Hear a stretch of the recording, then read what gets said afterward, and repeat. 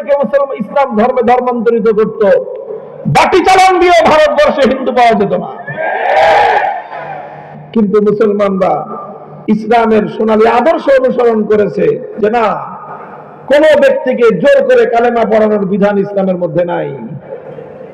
ইসলামের বিধান, আমি তোমার কাছে দাওয়াত পেশ করব, আমি তোমাকে আমার ধর্মের সৌন্দর্য বুঝাবো, শ্রেষ্ঠত্ব বুঝাবো, তুমি স্বেচ্ছায় যেদিন কালেমা পড়বা সেদিনই তুমি মুসলমান হইবা। এইভাবে 800 বছর চলার পর ব্রিটিশরা যখন আমাদের হাত থেকে ক্ষমতা নিয়ে নিল, তখন তারা চিন্তা করলো যে আবার যদি ব্রিটিশের কোনোদিন ক্ষমতার পতন ঘটে, তাহলে আবার এই মুসলমানদের ওদের কাছ থেকে ক্ষমতা কেড়ে দেবে। এই জন্য ব্রিটিশরা যে কাজটা করেছিল, মুসলমানরা যেন মাথা চাড়া দিয়ে উঠতে না পারে, এই জন্য তারা নিজেরা তো মুসলমানদেরকে দাবায় রাখার চেষ্টা করেছেই, পাশাপাশি যেটা চেষ্টা করেছে সেটা হলো মুসলমানদেরকে দাবায় হিন্দুদেরকে উপরে উঠানোর চেষ্টা করেছে ব্রিটিশ। হিন্দুদেরকে বুঝাইছে যে তোমরা মুসলমানদের অধীনে ছিল 700 বছর, আগামী দিনে তোমরা রাজত্ব করবা, মুসলমানরা তোমাদের অধীনে থাকবে।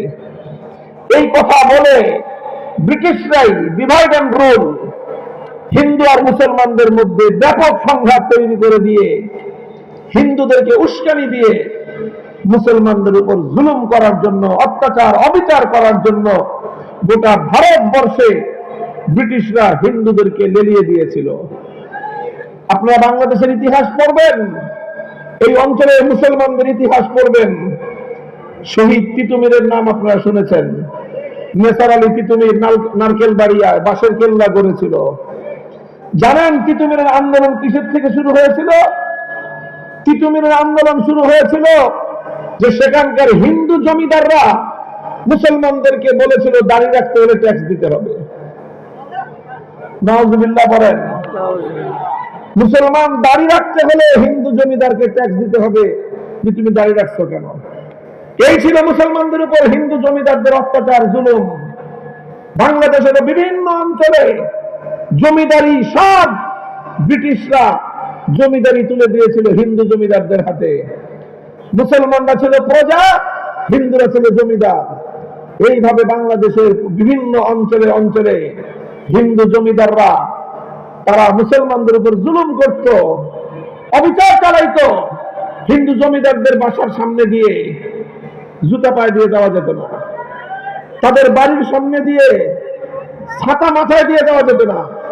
চাই রোদ হোক বৃষ্টি হোক, তার জমিদারের বাড়ির সামনে দিয়ে ছাতা বন্ধ করে বগলের নিচে দিয়ে, কোন কোন জায়গায় এমন নিয়ম ছিল রাস্তার উপর দিয়ে যাওয়া যাবে না, রাস্তা থেকে নেমে ক্ষেতের ভিতর দিয়ে, পাগারের ভিতর দিয়ে হেঁটে যেতে হবে।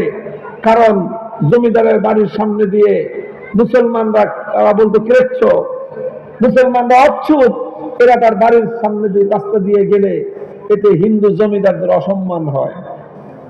এইভাবে জুলুম অত্যাচার করত এবং এই হিন্দু অত্যাচারীদেরকে লেলিয়ে দিয়েছিল ব্রিটিশ শক্তি। শুধু মুসলমানদের উপরেই না, হিন্দু সকল জমিদাররা নিম্ন বর্ণের হিন্দুদের উপরে জুলুম করত। যারা হিন্দু নিম্ন বর্ণের, এসে দাঁড়িয়েছি এবং আমাদের এখন করণীয় কি, এই কথাটুকু বলবার জন্য আপনাদেরকে পিছনের ইতিহাস আমি বলতেছি। তো যখন এই গোটা বঙ্গ প্রদেশ, বিশাল বাংলা, এই বাংলার রাজধানী ছিল কলকাতা। কলকাতায় হিন্দুদের আধিপত্য, কলকাতার ব্যবসা বাণিজ্য, গোটা এই বাংলাদেশ, গোটা আমাদের অঞ্চল, এটা কলকাতার অধীনে ছিল। কলকাতা ছিল হিন্দুদের আধিপত্য। এইভাবে হিন্দুরা মুসলমানদেরকে দাবায় রাখত, ব্রিটিশের সাথে, ইংরেজদের সাথে যোগসাজশ করে। আমাদের পূর্বপুরুষরা চিন্তা করলেন যে না, এইভাবে আমাদের উপর আরেকজন জুলুম করবে, অত্যাচার করবে, অবিচার করবে, আমাদেরকে অসম্মান করবে, অপমান করবে, আমাদেরকে সর্বদিক থেকে পিছিয়ে রাখবে। শিক্ষা, দীক্ষা, কৃষ্টি, কালচার, ব্যবসা বাণিজ্য, অর্থনীতি, রাজনীতি, সর্বদিক থেকে মুসলমানরা যেন জেগে উঠতে না পারে, এর জন্য একদিকে ইংরেজরা আর সেই সাথে ইংরেজদের সাথে হিন্দুদের যৌথ যোগসাজশে মুসলমানদের উপর জুলুম চলত, তখন মুসলিম নেতৃবৃন্দ, এই বাংলার নেতা আপনার স্যার সৈয়দ নবাব সলিম হক, এই সমস্ত বড় বড় গ্রেট মুসলিম লিডাররা, তারা কলকাতার আধিপত্যবাদ থেকে এই বাংলাদেশ, যেটা তখন পূর্ব বাংলা ছিল, এই পূর্ব বাংলাটাকে, এটা যেন মুসলমানদের আলাদা একটা ভূমি হতে পারে, ঢাকাটা যেন রাজধানী হয়, কারণ ঢাকায় মুসলমানদের আধিক্য বেশি, কলকাতায় যেরকম হিন্দুদের আধিপত্য, ঢাকা হলো মুসলমানদের, ঢাকাকে কেন্দ্র করে এই এলাকায় আর একটা প্রদেশ হতে হবে। আন্দোলন করলেন, সংগ্রাম করে, তারপরে কলকাতা এবং হিন্দুদের আধিপত্য থেকে মুক্ত হয়ে পূর্ব বাংলা আলাদা একটা প্রদেশ হলো। এই পূর্ব বাংলা যখন আলাদা প্রদেশ হলো, তখন এই ভারতের যারা উগ্র হিন্দুবাদী ছিলেন, যাদের অন্যতম হিন্দুত্ববাদের নেতা ছিল রবীন্দ্রনাথ ঠাকুর, এই ঠাকুরের নেতৃত্বে আমাদের দেশের মুসলমানরা যেন মাথা চাড়া দিয়ে উঠতে না পারে, এই বাংলাদেশের ঢাকায় যেন ঢাকা বিশ্ববিদ্যালয় হতে না পারে, এই জন্য রবীন্দ্রনাথ ঠাকুররা সহিংস আন্দোলন করেছিল, জঙ্গিবাদী আন্দোলন। সহিংস আন্দোলন মানেই হলো, নামের অর্থই হলো জঙ্গিবাদী আন্দোলন, জ্বালাও পোড়াও হত্যাযজ্ঞ পরিচালনা করে কোনোভাবেই যেন আমাদের এই মুসলমানরা তারা উন্নত হতে না পারে, কোনোভাবেই যেন ঢাকায় আরেকটা রাজধানী হতে না পারে, তার সকল ষড়যন্ত্রমূলক বন্দোবস্ত তারা করেছিল, সব করে আমাদেরকে দাবায় রাখছিল। 50 বছর পর্যন্ত ভারত এই হিন্দুত্ববাদী আগ্রাসনের বিরুদ্ধে আমাদের পূর্বপুরুষরা লড়াই করেছেন। লড়াই করতে করতে করতে করতে 1947 সাল যখন আসলো, তখন ভারত ব্রিটিশ এই দেশ থেকে চলে যাবার মতো পরিস্থিতি হইল। তখন ব্রিটিশরা কিভাবে এই দেশ ছাড়বে? মুসলমানরা বলল যে হিন্দুদের ব্রিটিশের সাথে যোগসাজশে তারা মুসলমানদের উপর যে জুলুম চালিয়েছে, আমরা এই হিন্দুদের সাথে একসাথে এক রাষ্ট্রে থাকতে চাই না, মুসলমানদের আলাদা ভূমি দাও, মুসলমানদের আলাদা রাষ্ট্র হবে, ইন্ডিপেন্ডেন্ট স্টেটস হবে মুসলিম সংখ্যাগরিষ্ঠ এলাকাগুলোতে। এই পূর্ববঙ্গ মুসলমানদের সংখ্যাধিক্য ছিল। সকল মুসলমান নেতৃবৃন্দ ঐক্যবদ্ধ হলেন। শেরে বাংলা একে ফজলুল হক, হোসেন শহীদ সোহরাওয়ার্দী, মৌলানা আব্দুল হামিদ খান ভাসানী, তাদের সাথে শেখ মুজিবুর রহমান সাহেব ছিলেন। সকলেই বললেন যে হ্যাঁ, মুসলমানরা যদি মর্যাদা নিয়ে বাঁচতে চায়, তাহলে তাদেরকে হিন্দুত্ববাদের আধিপত্য থেকে মুক্ত হতে হবে।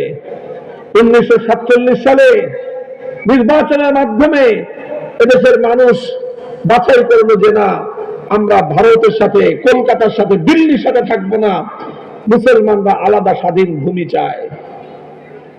এই 47 সালে দেশ বিভক্তির মাধ্যমে আমাদের বাংলাদেশের মুসলমানরা একদিকে ব্রিটিশের আধিপত্যবাদ থেকে মুক্ত হলো, আরেকদিকে কলকাতা এবং দিল্লির আধিপত্যবাদকে এই দেশ থেকে ঝাঁটাপেটা করে বিদায় করলো। এরপরে শুরু হলো আমাদের উপর নতুন আরেক আধিপত্যবাদ। এটা হলো 1947 থেকে 1971, 24 বছর পশ্চিম পাকিস্তানি খান পাঠানরা, ওরা আমাদেরকে মনে করত আমরা নিচু জাত, ওরা উঁচু জাত।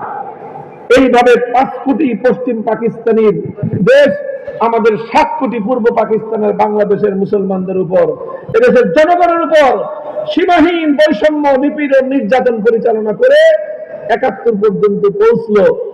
1971 সালে বাংলাদেশে মানুষ মুক্তিযুদ্ধের মাধ্যমে ওই খান পাঠানদেরকে আরেকবার ঝাঁটাপেটা করে এই দেশ থেকে বিদায় করলো। এই হলো আরেকটা আধিপত্যবাদ বিদায় নিল। 3টা আধিপত্যবাদ বিদায় নিছে।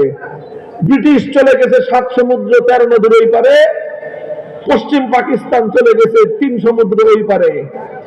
কিন্তু ওই যে আরেকটা আধিপত্যবাদ, যেটাকে আমরা 50 বছর যুদ্ধ করে লড়াই করে এই দেশ থেকে খেদাইছি, ওদের আধিপত্যের শৃঙ্খল থেকে মুক্ত হয়ে দিল্লির দাদাবাবুগিরি খতম করে কলকাতার দাদাবাবুকে লাঠি মেরে বাংলার ঢাকাকে কেন্দ্র করে মুসলমানদের যে উত্থান হয়েছিল, ব্রিটিশরা তাদের পরাজয় মেনে নিয়েছে।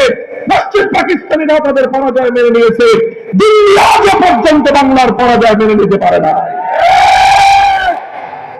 এই জন্য দিল্লি বারবার চেষ্টা করে আবার আমাদের উপর গোলামীর জিঞ্জির দিয়ে আমাদেরকে বেঁধে রাখতে, আবারও চায় আমার এই বাংলার স্বাধীনতার লাল সূর্যটা আবার ছিনিয়ে নিতে চায়।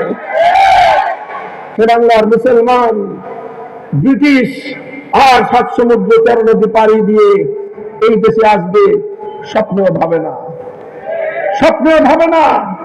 যেই পরিমাণ চুরি এই দেশ থেকে করে নিয়ে গেছে, সেই চুরির হিসাব দেওয়ার হিসাব করতেছে ওরা, কবে হিসাব দিবে। পশ্চিম পাকিস্তানি খান পাঠানের দল, ওরা আবার পশ্চিম পাকিস্তান থেকে উড়াল দিয়ে বাংলাদেশে আসবে, এটা কল্পনাও হবে না, কল্পনাও করার সুযোগ নাই। কিন্তু আমাদের বাংলাদেশের সীমান্তের চারপাশ দিয়ে, আমাদের সীমান্তের চারপাশ দিয়ে অবস্থানকারী সীমান্তের প্রতিবেশী দিল্লির আধিপত্যবাদী শক্তি আজও পর্যন্ত আমাদের স্বাধীনতার সম্মানটুকু পর্যন্ত স্বীকার করে না। 71 সালে মুক্তিযুদ্ধ হয়েছে, পশ্চিম পাকিস্তানি খান পাঠানদের সৈন্যবাহিনীর বিরুদ্ধে বাংলার বাবার মুক্তিযুদ্ধ লড়াই করেছে, যুদ্ধ করেছে, স্বাধীনতা আমরা এনেছি। আজও পর্যন্ত দিল্লির অপশক্তি এটাকে বাংলাদেশের স্বাধীনতা যুদ্ধ বলে স্বীকার করে না, এটাকে তারা ভারত এবং পাকিস্তানের যুদ্ধ বলে, ভারতের বিজয় বলে দাবি করে। হ্যাঁ, বাংলাদেশে যারা মুক্তিযুদ্ধের পক্ষের শক্তি বলে আমরা পরিচয় দিই, লজ্জা লাগা উচিত আমার।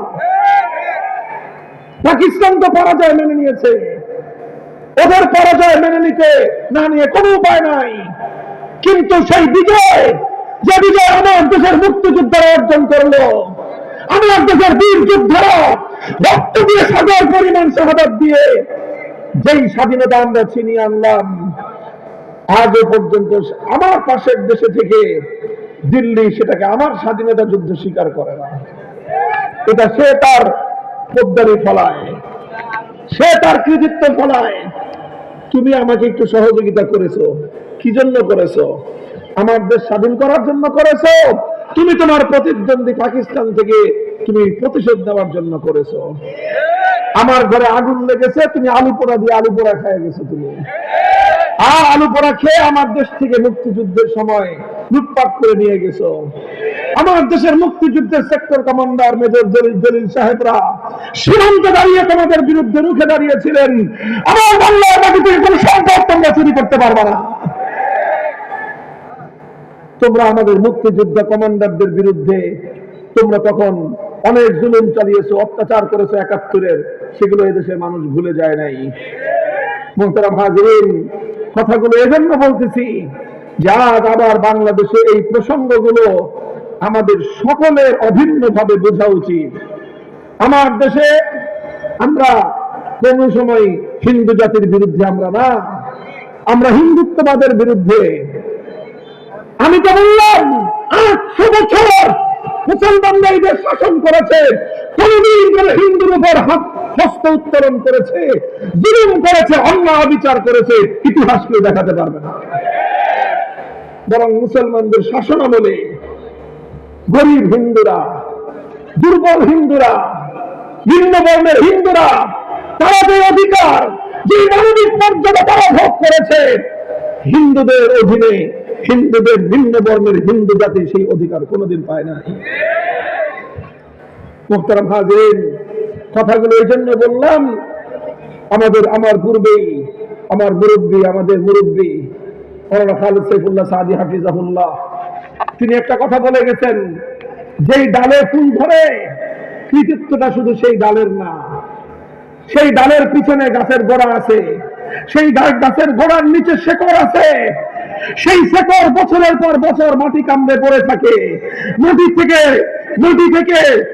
পানি সিঞ্চন করে, মাটি থেকে রস সে সিঞ্চন করে, সে মাটি থেকে রস নিয়ে সাপ্লাই দেয়, গোড়ায় আসে, গোড়া থেকে ডালে আসে, তারপরে ডালে গিয়ে ফুল ফোটে। ডাল যদি মনে করে শেকড়ের কি দরকার, বেটা শেকড় যদি মাটি থেকে রস সিঞ্চন করা বন্ধ করে দেয়, তোমার ডালের ফুল তো দূরের কথা, 2 দিনে তুমি ডাল বেঁচে থাকতে পারবে না। শেকড়ের কথা ভুলে গেলে চলবে না। 24-এর বিপ্লবের আগে যেমনি ভাবে 13 সালের শাপলা চত্বরের রক্তের কথা যদি কেউ ভুলে যায়, সে বাংলাদেশের বিরুদ্ধে গাদ্দারি করে। ঠিক তদ্রুপ 71-এর আগে যারা 47-কে ভুলে যায়, তারা 71-এর সঙ্গে গাদ্দারি করে। 47-এর আগে যারা 1905 সালের বঙ্গভঙ্গের কথা ভুলে যায়, তারা 47-এর সাথে গাদ্দারি করে। প্রতিটি আধিপত্যবাদ বিরোধী শক্তির মোকাবেলা করে আমরা বাংলাদেশি মুসলিম একটি কমিউনিটি, মুসলিম জাতিসত্তার যে বিকাশ ঘটেছে, এটার বিরুদ্ধে এখন ষড়যন্ত্র চরম আকার ধারণ করেছে। তারা 15টা বছর সকল কূটনৈতিক সৌজন্যতাকে জলাঞ্জলি দিয়ে আমাদের ক্ষমতার মস্তকে দিল্লির গোলামকে বসায় রেখেছিল। দিল্লির কীর্তদাসী বলেছে প্রকাশ্যে, আমরা ভারতকে যেই পরিমাণ দিয়েছি, সারা জীবন ভারত এটা মনে রাখার কথা। তারা যেই পরিমাণ দিয়েছে, এই জন্য বাংলাদেশের পররাষ্ট্র মন্ত্রণালয়ের চেয়ারে বসে পররাষ্ট্রমন্ত্রী বলেছেন ভারতের উচিত এই তাদের দলকে ক্ষমতায় রাখা। বাংলাদেশের জনগণ তাদেরকে ক্ষমতায় রাখে নাই, ক্ষমতায় রেখেছিল ভারত। 2024 সালের 5ই আগস্ট মূলত আওয়ামী লীগের পতন হয় নাই, পতন হয়েছে ভারতের। এখন তারা সেই পরাজয়ের প্রতিশোধ গ্রহণ করতে চায়। সেই পরাজয়ের প্রতিশোধ দেওয়ার জন্যই শরীফ ওসমান বিন হাদিকে হত্যা করেছে, শহীদ করেছে। তারা আরো আমাদের অনেক যোদ্ধাকে শহীদ করতে চায়। মুসলমান আমাদের প্রত্যেকটি শপথ গ্রহণ করতে হবে, মনে রাখতে হবে শাহাদাতের রক্তের মাধ্যমে আমাদের ইজ্জতের জিন্দেগি।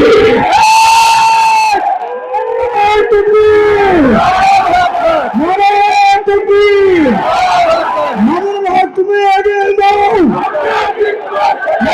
তুমি এগিয়ে যাও।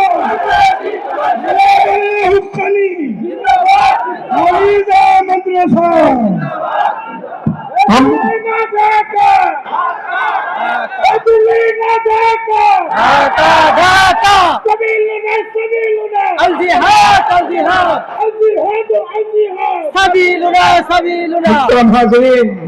ইনশাআল্লাহ এই প্রজন্ম, আজকের নতুন প্রজন্ম, মাদ্রাসা, স্কুল, কলেজ, ভার্সিটির কোনো ভেদাভেদ নাই। সব কাতারে এক কাতারে দাঁড়িয়ে গেছে। একই স্বপ্নে খড়ে হয়ে মাহমুদ ও আয়াজ, না কোই বান্দা রাহা না কোই বান্দা নওয়াজ। এখানে কোনো প্রভুভৃত্ত নয়, এখানে কেউ প্রভু কেউ ভৃত্ত নয়, সকলে ভাই ভাই। এখানে কেউ উঁচু আর কেউ নিচু নয়, সবাই এক সমান। এই এক সমতার ভিত্তিতে নতুন বাংলাদেশ গড়বার যেই বুনিয়াদ রচিত হয়েছে, এই বুনিয়াদ বাংলা মাটি থেকে আবার আধিপত্য বিসর্জনকে উঠতে ফেলবে ইনশাআল্লাহ। নারে তাকবীর, দিল্লি না ঢাকা, দিল্লি না ঢাকা, তন্ত্রমন্ত্রের দিন শেষ। নারে তাকবীর। তারা একে একে যারা ইসলাম এবং মুসলমানদের এই দেশে সম্মান এবং গৌরবের মর্যাদা চায়, এই দেশ তার আপন স্বকীয় শক্তিতে মাথা উঁচু করে দাঁড়াক, এটা যাদের মাধ্যমে এই দেশের মানুষ, যুব প্রজন্ম যাদেরকে কেন্দ্র করে স্বপ্ন দেখে, ওরা একে একে প্রতিটি মাথায় গুলি করার টার্গেট নিয়েছে।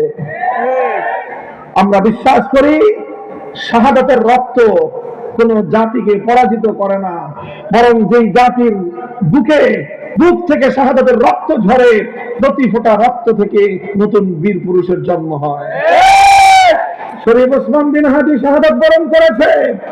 যারা মনে করে যে তাদের একজন শত্রুকে তারা খতম করেছে, আমরা বলতে চাই এক শত্রুর রক্ত থেকে লক্ষ শত্রু জন্ম নেবে তোমাদের। কাজেই আমরা তোমাদের ঘরে হানা দিতে চাই না, তোমরা আমাদের ঘরে হাত দেওয়ার চেষ্টা করো না। এই ঘরে হাত দিলে সেই হাত আমরা আস্ত ফিরে যেতে দিব না।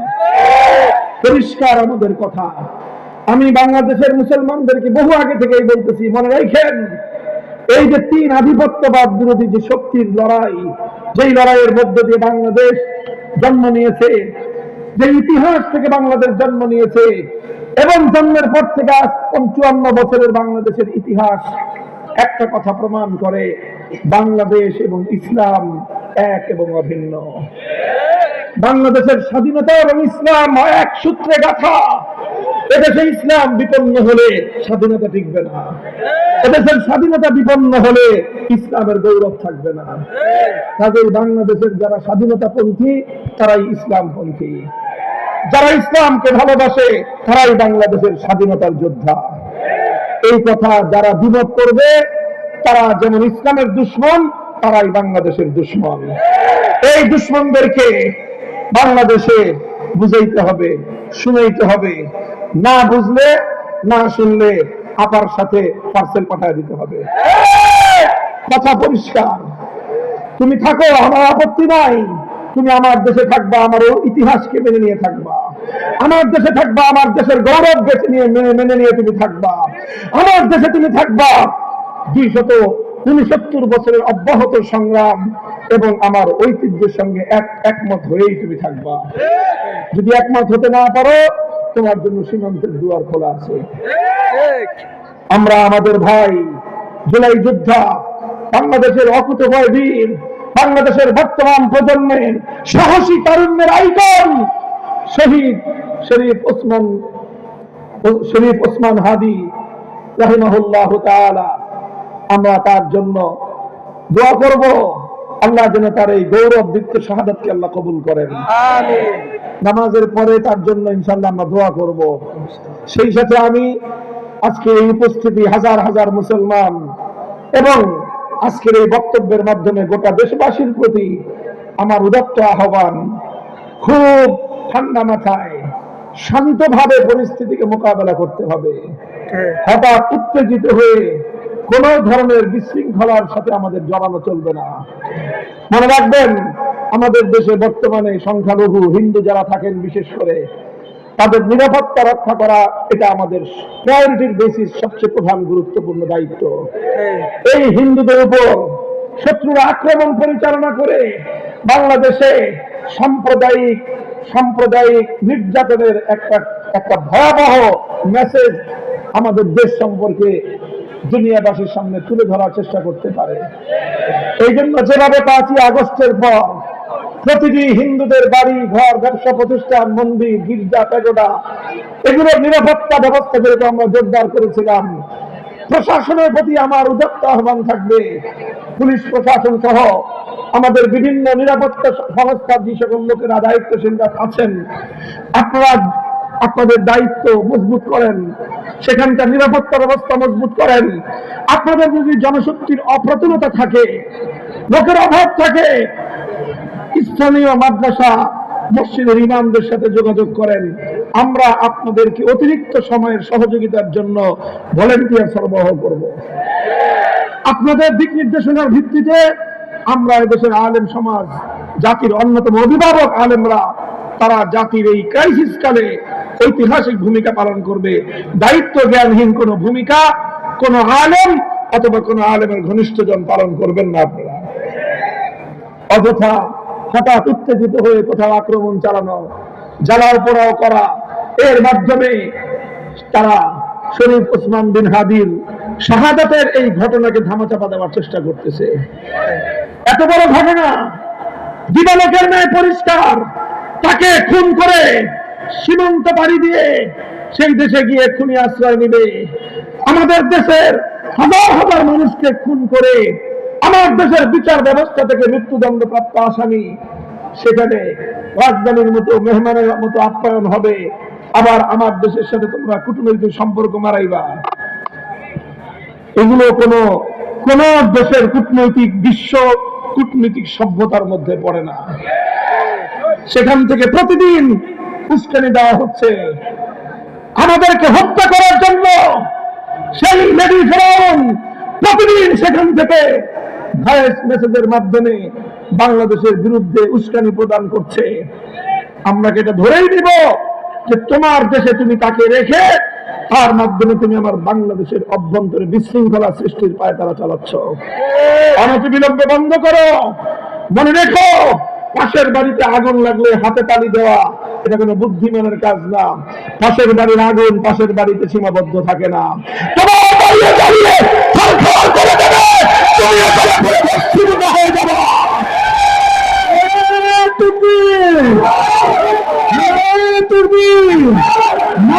তুমি এগিয়ে যাও, তুমি এগিয়ে যাও।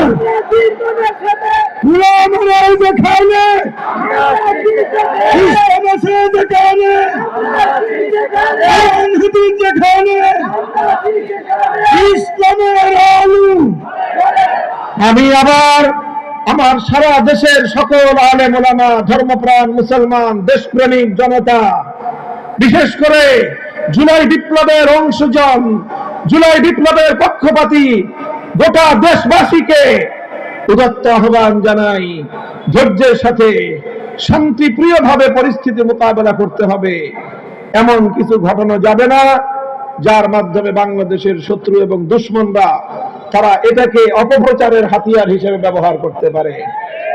ইনশাআল্লাহ আগামীকাল বাদ জোহর মানিক মিয়া এভিনিউতে বীর যোদ্ধা, জুলাই যোদ্ধা, বাংলার অকুতভয় বীর সৈনিক শহীদ ওসমান বিন হাদি, শরীফ ওসমান বিন হাদির নামাজে জানাজা অনুষ্ঠিত হবে।